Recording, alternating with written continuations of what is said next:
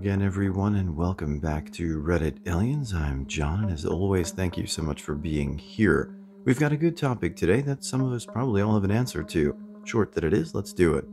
What's the most effed up thing you've ever seen? Please remember to like, share, tell us your own, and subscribe.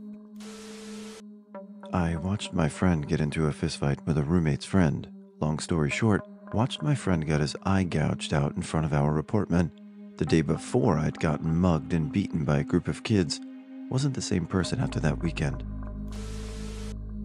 I worked in a call center for tech support for an internet provider. I was a floor walker team lead. We had a guy, probably in his late 40s, that was very much like the red stapler guy from Office Space. Looked like him too.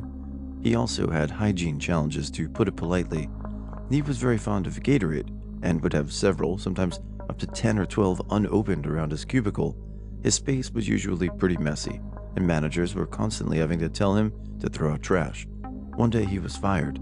Never heard why, but I and a coworker were asked to clean out his cubicle.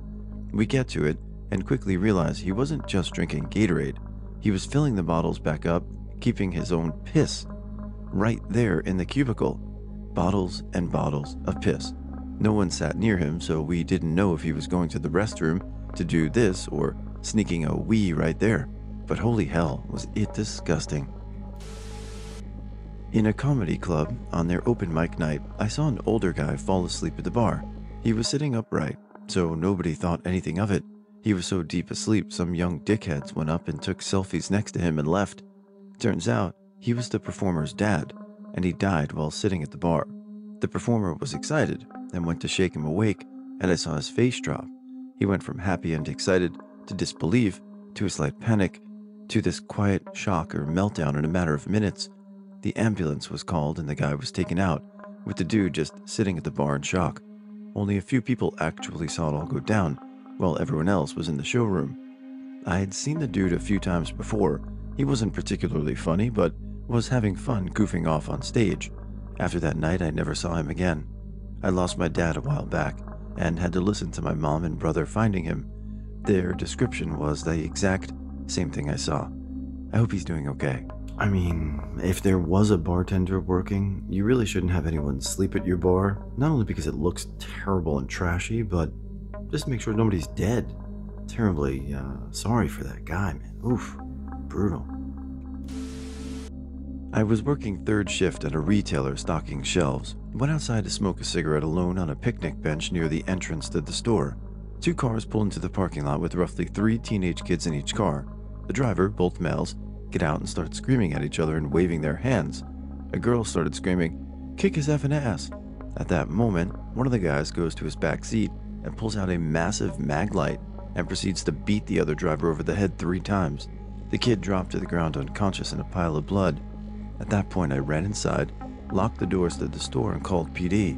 The passenger picked the kid up, threw him in the back seat, and both cars drove off when they realized I was a witness and had made the call.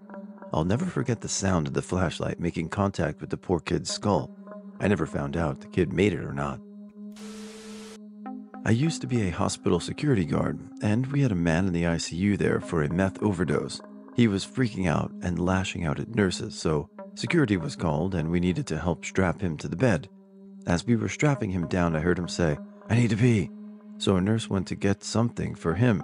Just as we finished up restraining him, the man started going into cardiac arrest, so we needed to unstrap him as quickly as possible. Afterwards, I stepped out of the room and watched as he died in front of my eyes, and I couldn't shake it from my head that the last words he ever said were, "I need to pee," and how F that was. His family came and I watched his father break down sobbing, and I could never tell him what the man's last words were. It was a reminder that even though we all want life to have a narrative, reality is a messy and nonsensical thing. It's likelier that we'll leave this world delirious and shitting ourselves than giving some final ode to our life as we fade out peacefully on our deathbed. In a similar vein, there was the time that a 40-something-year-old man was out jogging and dropped dead from heart failure. I helped the chaplain clean up his room and body quickly so his wife and daughter could come in. Hearing the sounds of their screaming and sobbing will stay with me forever. Appreciate what you have, because it's gone so fast. When I was 9, I was walking in Toronto at night with my dad. We walked past an alleyway, and I saw two guys beating up a girl. I stood there in shock when my dad told me we need to leave. They started chasing us until a man stopped them. The two men stabbed him repeatedly. They left us alone after that. That man gave his own life to save mine and my dad's. I think about that every day. I'm 16 years old now. But who knows what would have happened if that man didn't stop them. To whoever you are, I praise you. May you rest in peace. Saw a dead woman whose head was crushed in a freak accident when I was 10 years old. There were pieces of her brain scattered around her, and she was laying in a huge puddle of her own blood. I remember exactly what she was wearing. We were passing by in a school bus. I was the only kid that remained silent. All the others around me were yelling and crying. I was very calm, and my thoughts were pretty clear and rational. That day I understood that death is irreversible. 30 years later, I asked my therapist if my behavior was somehow wrong because I was so calm, but she confirmed that I was traumatized, that everybody reacts differently to that kind of shocking event, and that my behavior was perfectly normal. I applied at a position to pick up the dead from where they were and to take them to the funeral home. I interviewed at the funeral home and they gave me a tour. I remember being showed the room where they did the embalming. I walk in, and I see two completely nude old ladies laying on the table. I remember them being white as snow. I mean, just white as paper. I went faint, and my knees buckled. It was the sight, accompanied by a certain smell. I didn't take the job, and their drastic color will never escape my memory. I wonder if that's something that the people at the funeral home did just to gauge the reaction of prospective employees.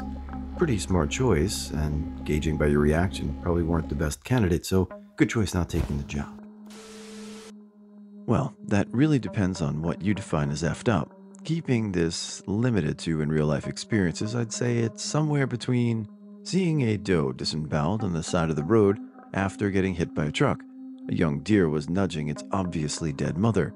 Seeing an entire family in Mexico scavenging the local dump. Everyone from their youngest child to the oldest grandparent were searching for anything of value. The children were basically naked, since either their clothes had been worn off or the family couldn't afford to buy clothes. Every time I think about that family, I think about the youngest, about 4 or 5, running around the dump covered head to toe in literal shit, Slumdog Millionaire style. Seeing an 8-year-old girl getting sloshed on vodka. I had brought several bottles of vodka to the party, but whoever hosted did not supervise the age of kids at the party. It went from having almost all college kids to possibly high school seniors and evolved to kids between 12 and 14. What? Finally, as the party was dying, I saw a young girl, clearly just a child, blacked out on one of the bottles of vodka. Her two friends were desperately trying to pick her up and move her limp body. They let me know she was only 8 and that they need to get her home. I was appalled that I was essentially responsible for this child becoming so drunk. Like, how did they even get in here? I carried her and asked the friends where her house was. I carried her until we reached her front door, and her friends helped her inside. The whole time she's rambling about how all she wants to do with her shitty life is go to Vegas and become a stripper to get away from here. Jesus. This girl was a very pretty one, and it makes me sick to think that she could have easily been taken advantage of by any of the other partiers. It makes me sad that at only 8, she's resigned to just selling her body just to escape whatever hell lives at home.